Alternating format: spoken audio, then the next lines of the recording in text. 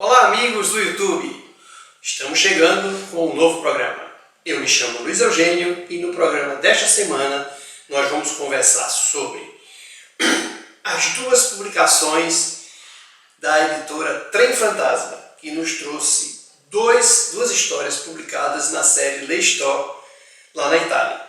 Sangue e Gelo, essa aqui, rapidamente, e Mujico. Vamos conversar sobre essas duas belas publicações que a Trem Fantasma nos brindou. Na sequência, nós vamos conversar sobre Marte Mystery, número 8 e número 9, da série que está saindo pela editora Mitos.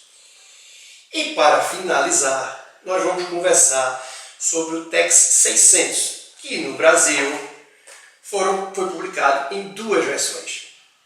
Duas versões no formato italiano. Acho que elas também foram publicadas as duas no formatinho, duas capas.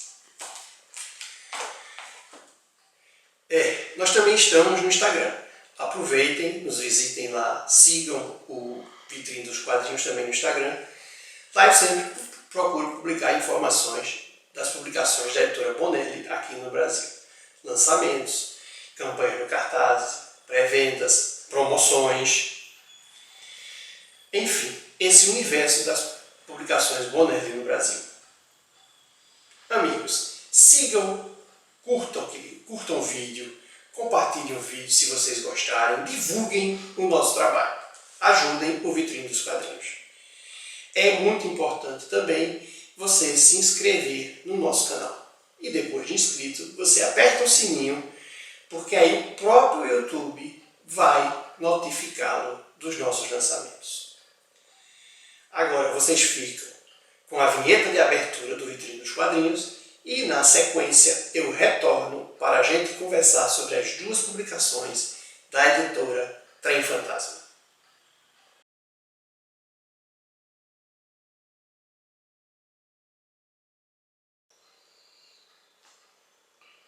A editora Trem Fantasma nos trouxe duas belas publicações oriundas da série L'Histoire italiana.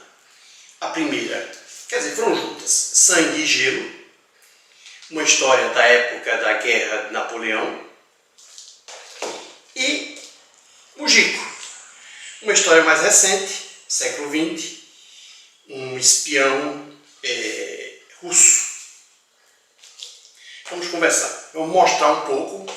Cada publicação vem acompanhada de alguns brindes. No caso da Sangue e Gelo, nos acompanhou um postal, esses dois desenhos, belos desenhos. Sangue e Gelo é um episódio depois da invasão da Rússia por Napoleão, quando o exército francês está retornando à França, né? E quando ele passa por uma vila, ele encontra alguns aspectos diferentes nessa vila e acaba causando algum problema para o exército de Napoleão. Mas vamos mostrar a publicação. Capa dura, muito interessante. Olha aqui, interessantíssimo.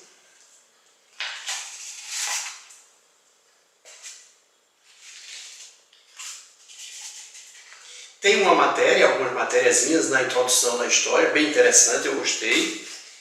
E depois nós já temos realmente a história. Papel pólen, preto e branco, mas com alguns detalhes aí em vermelho, que vocês podem observar. Ficou muito bom, ficou muito interessante essa história e o desenho mais interessante ainda. Eu esqueci de comentar, essa publicação é do Tito Farati e do Pasquale Frisenda nos desenhos.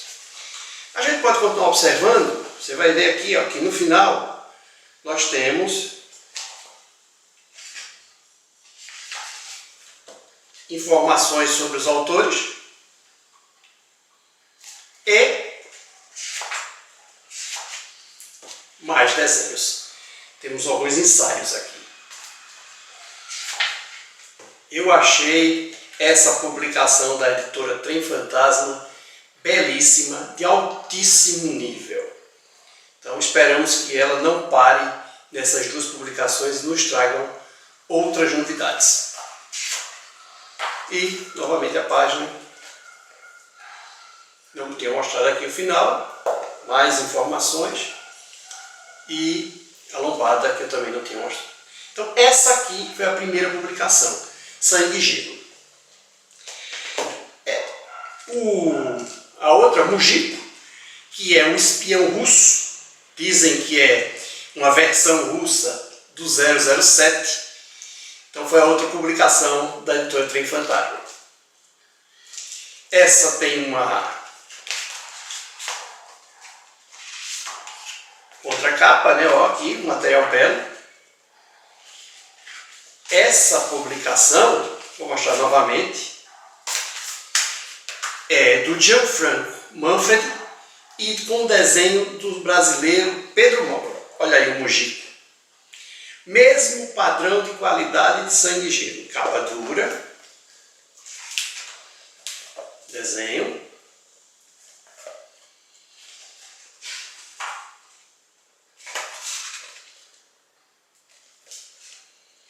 Reportagem, como eu falei, você tem duas reportagens antes de começar a história. Tem a segunda. E começa a história com o desenho do Pedro Mauro. É uma história muito interessante de um espião, que esse Mujico vai ser o espião.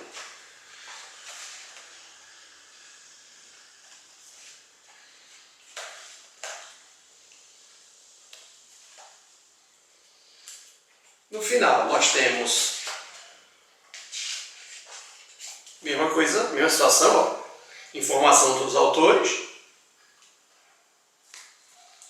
e mais desenhos do Pedro Mauro. Temos aqui uma coisa interessante, aqui as informações da Trem Fantasma. E, fechando a publicação, contracapa, aqui uma informação da publicação também, e a lombada. Então, essa foi a publicação da Trem Fantasma. Sim, já esquecendo. Temos aqui um booklet numerado do Pedro Mauro.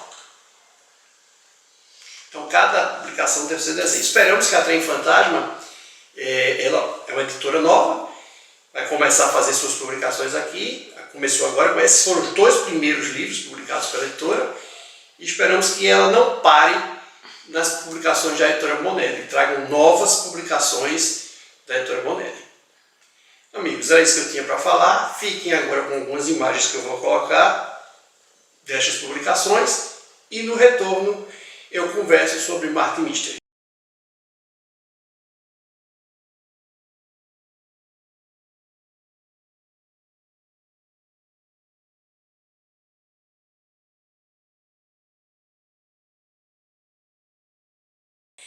Vamos conversar agora sobre Martin Mystery. Olha que eu gosto muito das aventuras de Martin Mystery.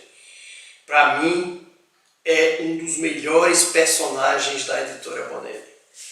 Passou um tempo sem ser publicado aqui no Brasil, eu sentia muita falta. Realmente, eu gosto demais. As aventuras de Martin Mystery sempre, mas sempre tem aspectos históricos. Sempre tem alguma coisinha que conta uma parte da história, é envolvido com algum evento histórico. Muito interessante. Eu gosto demais. Para mim, Tex, Martin Mystery e Mr. No são os top 3 da editora Bonelli. Nesse episódio de hoje, nós vamos conversar sobre uma história que foi publicada aqui em duas revistas. Essa aqui, a número 8, e esta aqui, a número 9, que foi a conclusão da história. Isso veio na Itália, foi publicado na série mensal 228 e 229 lá na Itália. Rapidamente, vou passar aqui, só para dizer que o texto foi do Morales e os desenhos foi do Morales e do Grimaldi. Tanto da número 8 como da número 9, que é a continuação, obviamente. Mas chama atenção, aqui foi publicado em duas revistas e lá na Itália também foi publicado em duas revistas. Não foi nenhuma divisão da nossa editora. Deixa eu mostrar um pouco a história e depois eu converso. As capas, né, que sempre chamam também a atenção.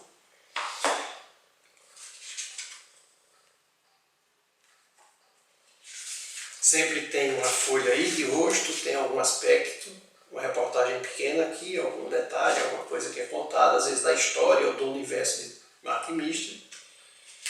e depois a história em si.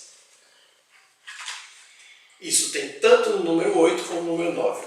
Alguns detalhes aqui, a foto do Martin Mystery e do Dylan Dog. Não sei por que continuam colocando o Dylan Dog aqui, nunca entendi. E a lombada padrão. Bom, nessa história, ela começa contando um aspecto que aconteceu com os astecas, lá no México. Às vezes ele fica até sem entender, mas ele comenta um episódio que teve lá com os astecas e os espanhóis, mas no fim você vai ver que isso que foi comentado no iniciozinho se encaixa totalmente no final da história. Mas tem que ler, né? Evidentemente. E depois, um cientista, um pesquisador, ele recebe um estímulo e acaba assassinando a sua esposa. E aí toda a investigação, Martin Mystery é chamado pelo pai desse pesquisador e com isso ele entra no circuito para fazer toda uma investigação. E é uma investigação que envolve gente muito poderosa, então é uma investigação muito difícil. Eu falo um pouco também do pai do pesquisador, porque todo mundo achava que esse pesquisador não tinha, o pai dele era morto, que não tinha, mas ele vivia, era um agente secreto, vamos dizer assim, encarregado de algumas coisas, e ele era totalmente escondido, ninguém sabia. Mas aí ele atua junto com o Martin Mystery em toda a procura, o desvendar do crime. Então, e afeta esse poderoso, digamos assim, que patrocinava toda essa pesquisa e é desvendado tudo, como foi que houve o assassinato, qual o estímulo, como é que acontece. É muito interessante. Tem que ler para entender toda a aventura. Eu recomendo, eu gostei muito. Era isso que eu tinha para comentar com vocês, amigos. Fiquem com as imagens da publicação italiana e, na sequência, eu retorno para conversar sobre o Tex 600 aqui no Brasil.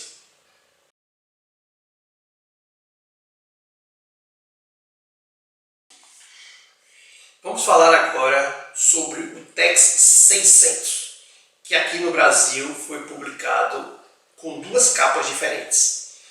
Essa capa, a original, certo? A primeira publicação, digamos assim, e essa outra capa, uma capa variante.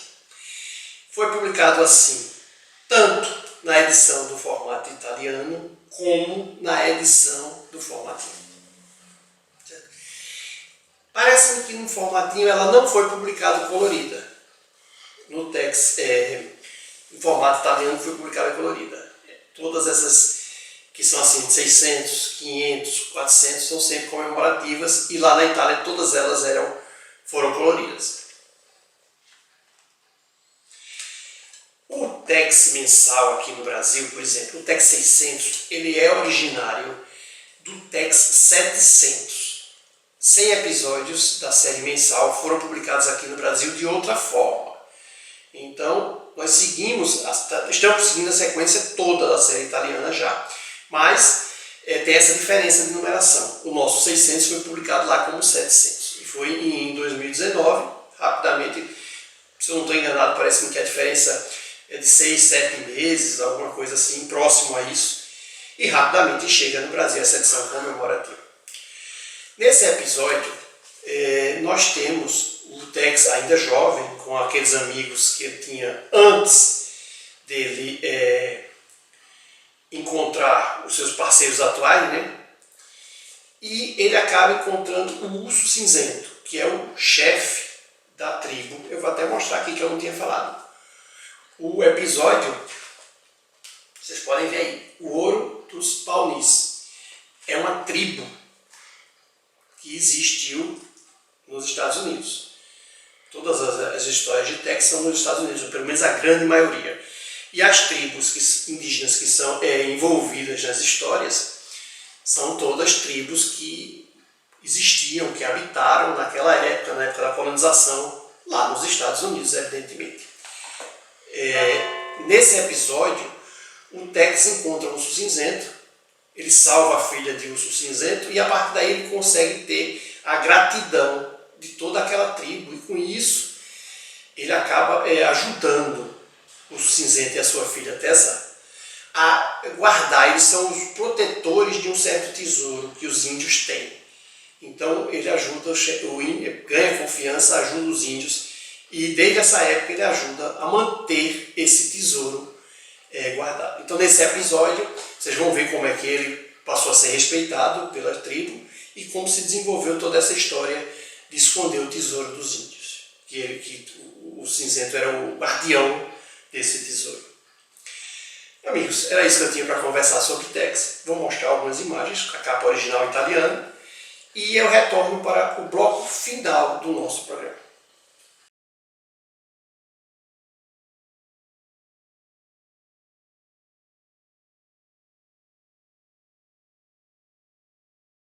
Chegamos ao bloco final. Neste bloco eu converso sobre as campanhas do Cartaz. Então nós temos Editora 85. Nós temos uma campanha de 4 personagens.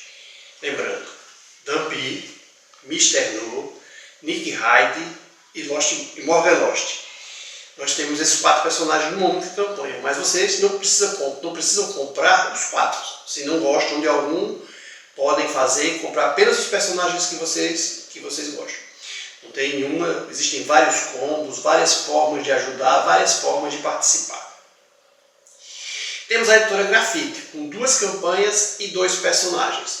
Nós temos o Max Nathan Ever, número 1, e o Legs Weber, número 1. 2 personagens de ficção científica que me parecem muito interessantes. E temos a editora Saikan, com Adam Hyde, número 1. Está chegando, inclusive, essa campanha está chegando ao final. Dia 19, só tem uma semana a mais, dia 19 de fevereiro, acaba essa campanha. Pessoal, vamos ajudar, vamos participar e vamos apoiar essas novas e pequenas editoras que estão trazendo novidades da editora Bonelli aqui para o Brasil. Nosso programa conta com o apoio do site Arte de Colecionar, onde o nosso amigo Luiz Mendes vende produtos de colecionismo. Inclusive, temos Tex, temos Agô e temos outros produtos ligados a este universo. Deem uma passada lá e confiram o que está à venda lá no site. Chegamos ao fim. Aqui eu sempre agradeço aos sites das editoras, onde eu pego informações para poder trazer para vocês, e ao site Guia dos Quadrinhos, também muito importante nas nossas pesquisas. E agradeço do fundo do coração a você que nos assistiu e que nos prestigiou. Um muito obrigado, até logo, a próxima semana. Tchau!